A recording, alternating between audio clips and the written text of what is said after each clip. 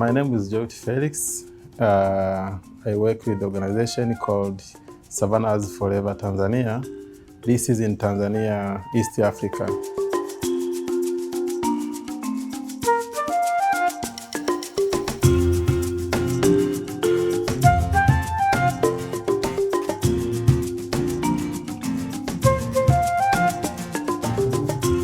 The project that we are conducting now is called rangeland restoration.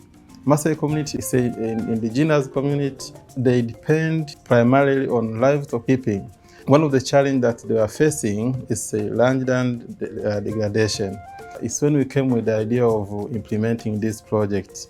We collect native seeds for grasses, legumes, and forbs with mixed species with different ecological functions. Some of them are good for soil erosion, some of them, and some are good for nitrogen fixing.